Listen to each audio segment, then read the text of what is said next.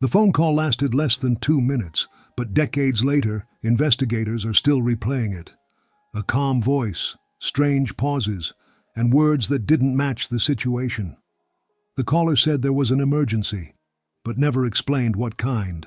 They asked for help, yet sounded like they already knew the ending. This 911 call would become one of the most analyzed recordings in American crime history, because the more you listen to it, the less sense it makes.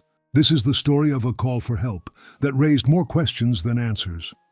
The setting, the town was small, quiet, the kind of place where police radios stayed silent most nights. Families here felt safe, neighbors trusted one another, serious crime was rare, the victim lived an ordinary life, a stable routine, no criminal history, no known enemies. Friends described them as reliable, predictable, careful, which made what happened next so disturbing, because nothing about this case followed a normal pattern. The night of the call. It was late at night when the emergency dispatcher answered the phone. The caller didn't scream, didn't cry, didn't panic. Instead, they spoke slowly, almost rehearsed.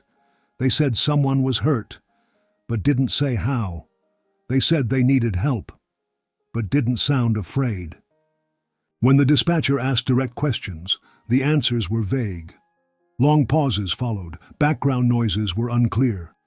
At times, the caller seemed distracted. Then came the sentence that made investigators uneasy, a statement that sounded less like a request for help and more like a conclusion. Police arrival officers arrived within minutes. What they found was shocking. The victim was already dead.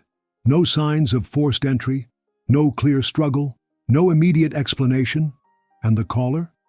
They were still there, calm, collected, almost detached. Officers immediately noticed something was wrong. This was not how people usually behaved after discovering a loved one injured or dead.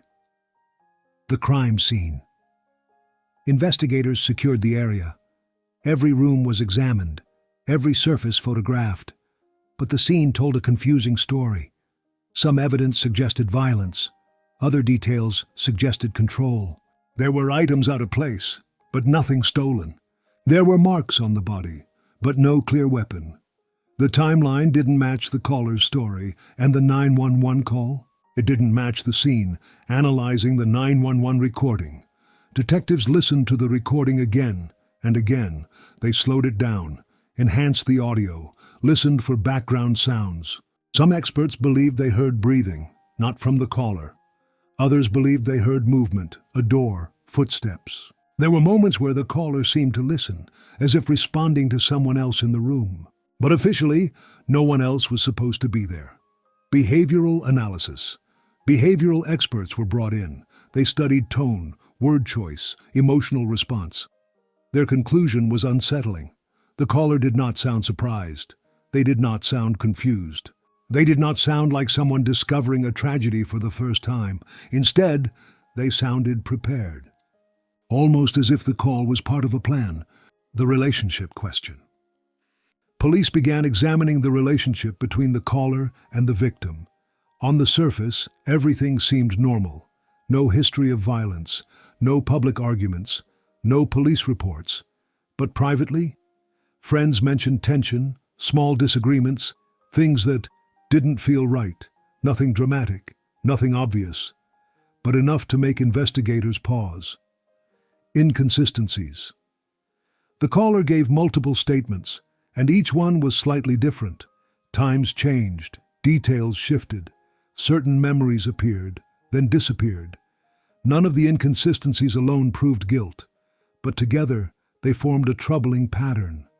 The story didn't stay still. Forensic limitations. Forensics offered few answers.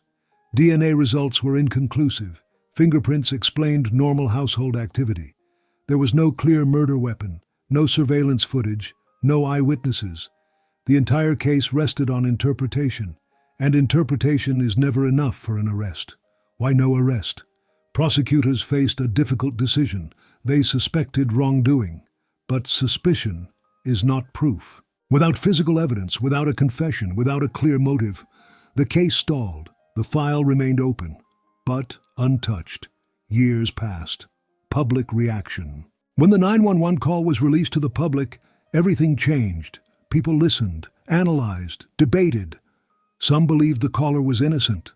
Others were convinced they were hiding something. Online forums exploded with theories.